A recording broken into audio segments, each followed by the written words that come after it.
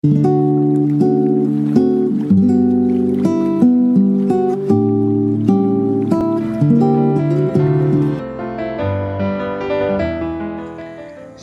jemaat yang dikasihi Tuhan. Perbedaan pandangan tentang Kristologi dalam gereja pada abad kelima mengakibatkan skisma atau perpecahan gereja timur dan gereja barat. Gereja timur yang dipimpin Uskup Alexandria Mesir tetap bertahan bahwa Kristus hanya memiliki satu natur saja, yaitu natur ilahi.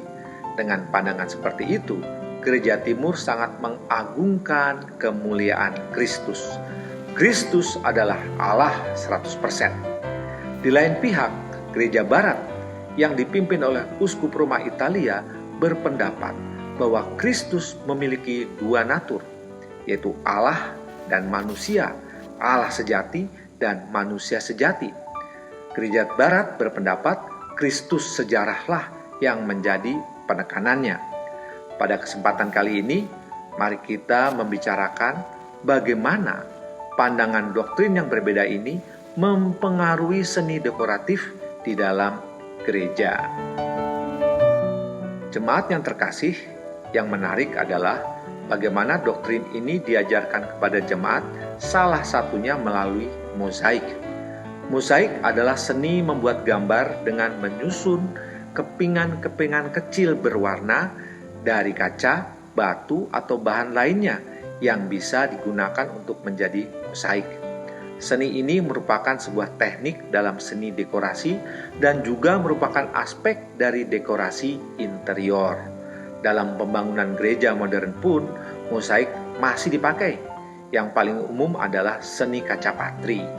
Seni mozaik dipergunakan bukan saja untuk memperindah interior, tetapi yang pertama-tama saudara-saudaraku adalah untuk mengajarkan kepercayaan gereja.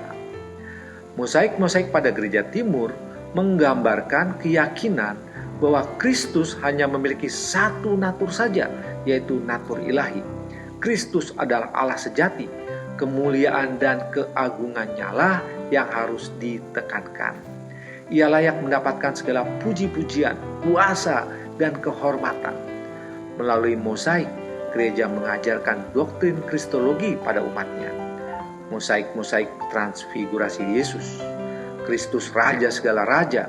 Ia memerintah dan disembah malaikat, manusia, dan segala ciptaannya. Kristus akan menjadi hakim dunia pada akhir zaman, menjadi mozaik-mozaik yang sangat umum di gereja-gereja timur.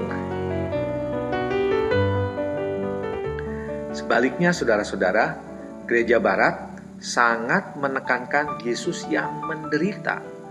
Mozaik-mozaik dan banyak lukisan menggambarkan Kristus adalah Allah yang masuk dalam sejarah. Kristus adalah Allah yang menjadi manusia. Ia lahir di kandang, ia hidup sederhana, ia menderita, ia dihina, ia ditolak, ia dihukum, ia mati dengan cara yang sangat hina dan kejam, ia disalib. Keyakinan bagaimana kejamnya Kristus tersalib digambarkan melalui seni. Pada saat itu banyak sekali gambar-gambar bagaimana Yesus disalib secara brutal. Untuk orang Kristen zaman sekarang pun mungkin berpikir dua kali, apakah gambar-gambar itu layak dipajang di gereja. Tradisi ini terus berlangsung. Yang paling fenomenal mungkin adalah film The Passion of the Christ yang penuh dengan kekejaman horor, penyiksaan, dan penyaliban. Ini menunjukkan bagaimana tradisi gereja barat berlanjut pada zaman sekarang ini. Jemaat yang dikasihi Tuhan, dari pemaparan di atas, setidak-tidaknya ada 3 pelajaran penting yang kita dapat. Yang pertama, doktrin atau ajaran dan keyakinan gereja harus diajarkan kepada jemaat. Gereja harus memiliki keyakinan dengan apa yang diajarkannya. Sesuai dengan zamannya masing-masing, tentunya gereja mengajarkan keyakinannya dengan berbagai macam cara. Zaman sekarang adalah era digital, era internet, multimedia adalah salah satu cara yang efektif untuk mengajarkan keyakinan gereja. 2. Dekorasi interior gedung gereja bukan semata-mata untuk keindahan, Tetapi adakah dengan sengaja gereja bermaksud mengajarkan keyakinannya pada umat Tuhan? Contoh, waktu Natal ada dekorasi pohon Natal dan kado-kado di bawahnya. Adakah makna teologisnya? Kain ungu yang digantung di kayu salib pada waktu ibadah Jumat Agung, apakah ada maknanya atau sekedar tradisi tanpa makna? Pokoknya harus ada kain berwarna ungu karena sudah dari dulu seperti itu. Waktu Paskah ada dekorasi kelinci dan pembagian telur rebus. Banyak orang tidak mengerti maksudnya. Pokoknya kurang seru kalau tidak ada telur rebusnya. Sekali-kali mungkin pakai telur asin, pasti lebih seru lagi. Dalam hal ini gereja harus bisa menjelaskan pada umatnya apa makna teologisnya. 3. Gereja kita adalah gereja yang meyakini bahwa Yesus Kristus adalah Allah sejati sekaligus manusia sejati. Oleh karena itu, gereja harus mengajarkan kemuliaan dan keagungan keilahian Kristus, juga mengajarkan Kristus yang berkorban bagi kita dalam keadaannya sebagai manusia. Keilahian dan kemanusiaan Kristus semuanya diajarkan oleh kitab suci, baik Perjanjian Lama maupun Perjanjian Baru. Pengajaran gereja bukan hanya menekankan satu sisi saja dari natur Kristus, melainkan kedua-duanya sesuai dengan firman Tuhan.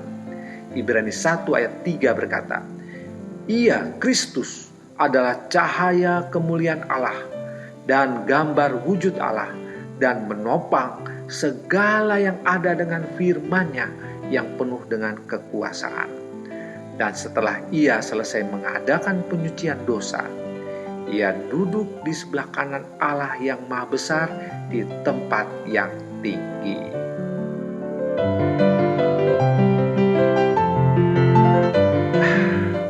Secangkir kopi, 3 juta cinta. Selamat pagi, Tuhan Yesus memberkati saudara.